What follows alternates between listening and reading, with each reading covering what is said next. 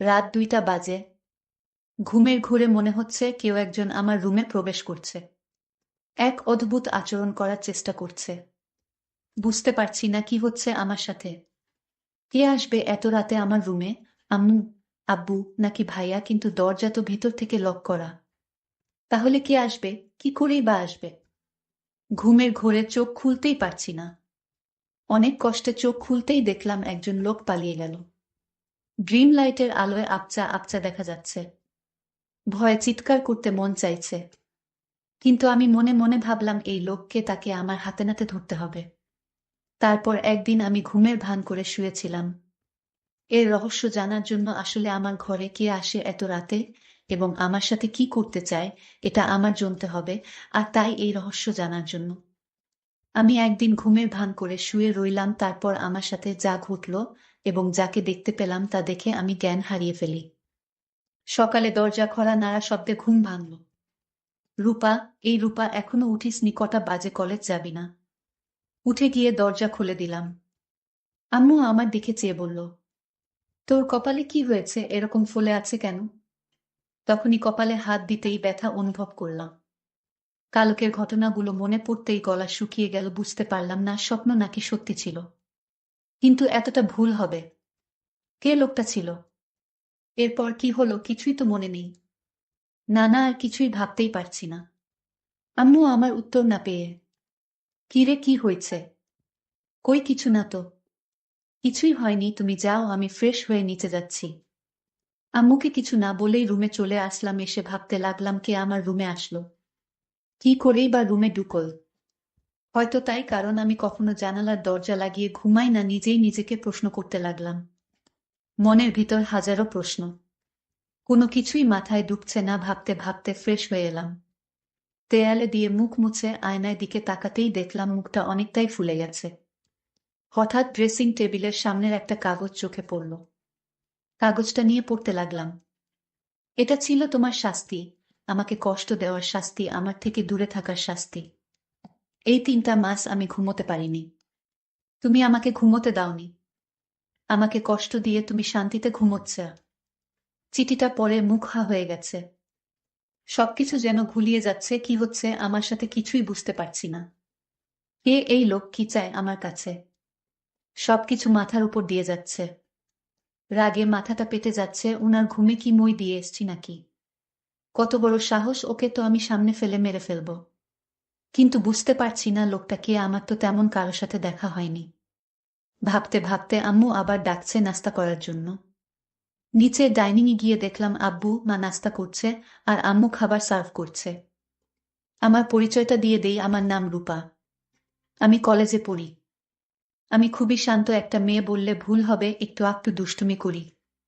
আমাদের সিঙ্গেল পরিবার, বাবা মা, ভাইয়া আর আমি। আমাদের ব্যবসা আছে, ওইটা আব্বু দেখাশোনা করে। আর ভাইয়া সিলেট জেলায় আনসারে চাকরি করে। যাই হোক, গিয়ে বসলাম নাস্তা করতে। বুঝতে পারছি না ঘটনাটা সবাইকে বলবো কিনা। বললে অয়তা টেনশন করবে, থাক বলি না, হয়তো কেউ মজা করছে। কিন্তু কালকের ঘটনা তো মজা হতে পারে না। এসব ভাবছি, বাবার ডাকে ঘোর কাটে। কি হয়েছে? না খেয়ে খাবার নাড়ছিস কেন? আর কি এত ভাবছিস? না কিছু হয়নি বলে খাবার খেতে শুরু করলাম। পাশ থেকে আব্বু বললেন, জ্বর এসছে নাকি মাম্নি? এরকম দেখাচ্ছে কেন? কপালে হাত দিয়ে দেখে বলে, না জ্বর তো না। সবাই সন্দেহের চোখে তাকিয়ে থাকে। ওদের তাকানো দেখে ঘাবড়ে গেলাম। আরে আজব, জ্বর আসবে কেন? ঘুম থেকে উঠছি তো, তাই এমন দেখাচ্ছে। কথাগুলো বলে দ্রুত খেয়ে চলে আসলাম। রেডি হয়ে কলেজে চলে আসলাম। বাবা ড্রপ করে দিল। কলেজে গিয়ে আমার বেস্টু আয়শা আর রিফা এর সাথে দেখা হলো। কালকের ঘটে যাওয়া ঘটনার সবকিছু খুলে বললাম। আমার কথা শুনে হেসে বলে, হয়তো স্বপ্নে দেখেছি। কিন্তু সেই চিঠিটা আর কপাল দেখে বিশ্বাস না করার কোনো উপায় নেই। ওরাও অবাক হয়ে ভাবছে কে এই লোকটা। আয়শা খুব মনোযোগ সহকারে কয়েকবার চিঠিটা পড়ল। তারপর একটা গোয়েন্দা ভাব নিয়ে বলল, আচ্ছা রূপা, এখানে 2 মাসের কথা বলছে, মানে 2 মাস আগে তোর সাথে দেখা হয়েছে? বা কিছুতে হয়েছে? তুই মনে করে দেখতো 2 মাস আগের কথা বিশেষ কারোর সাথে দেখা হয়েছে কিনা।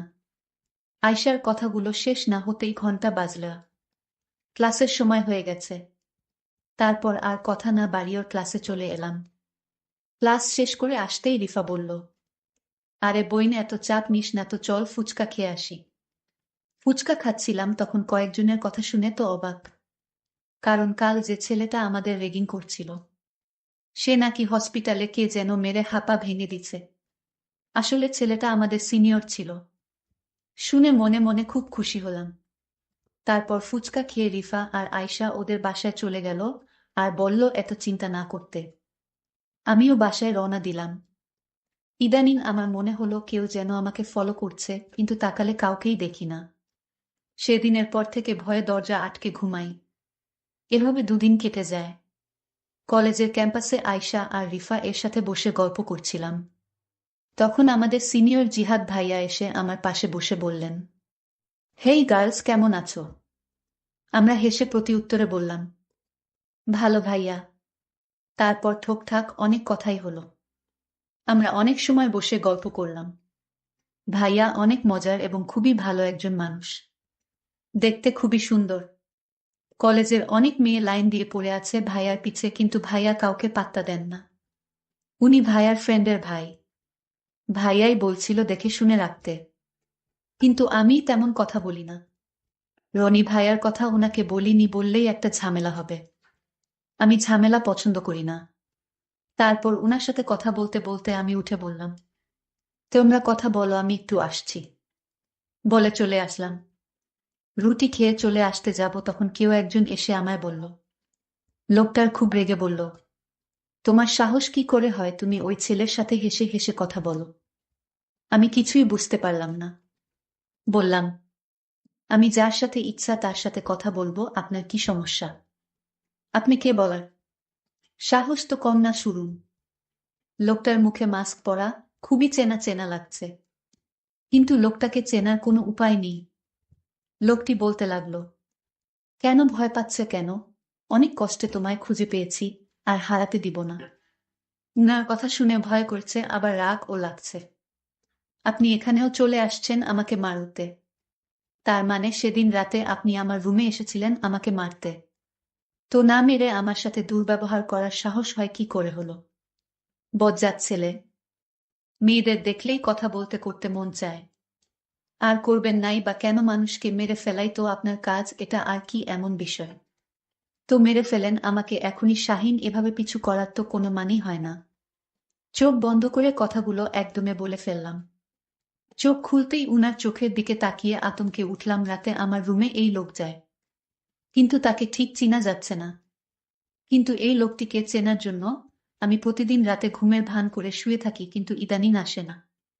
আপনাদের 2 মাস আগের কিছু কথা শেয়ার করে নেই, তা না হলে আপনার কিছুই বুঝবেন না।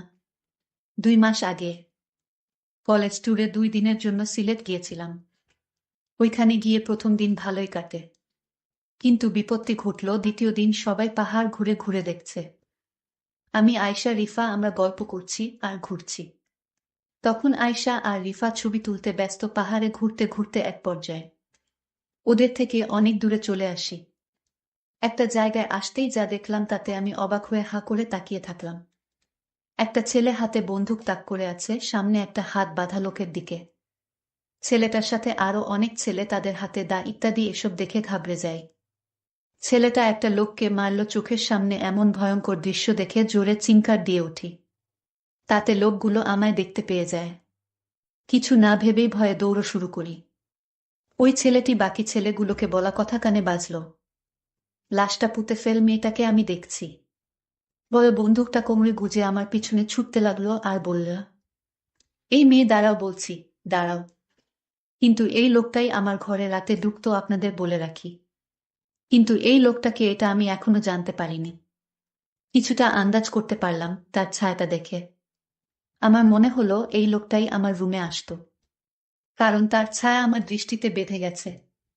আমি আয়শাকে বললাম, এই যে লোকটিকে দেখতে পাচ্ছিস, এই লোকটার মতোই আমি যাকে আমার রুমে দেখতে পেয়েছিলাম। তুই এটা বুঝলি কি করে? ওর ছায়াটা আমি দেখতে পাই হালকা আলোতে। এই লোকটাই হবে। বলে রাখা ভালো, আমার বড় ভাই ব্যাটালিয়নে চাকরি করে সিলেট জেলায়। আমার আর যে লোকটা অন্য একটা লোককে মেরেছিল সে আর কেউ না, সে হচ্ছে আমার বড় ভাই। কিন্তু সে আমাকে দেখতে পায় না ভালো করে, আমাকে চিনতেও পারল না। আমি ঠিকই তখন চিনে ফেলি। আমি মনে মনে ভাবলাম আমার বড় ভাইয়া এমন পাষাণ হয়ে গেছে যে কিনা মানুষ হত্যা করে। আমি এই কথা ভাবতেই আমার খুব খারাপ লাগলো এবং ভাইয়ার প্রতি ঘৃণার জন্ম নিল। এসব চাকরি যারা করে তারা নাকি পাষাণ হয়ে যায়, আমার ভাবতেই অবাক লাগছে। যাই হোক, আমরা একদিন ট্যুরে ঘোরাফেরা করে বাড়িতে চলে আসলাম।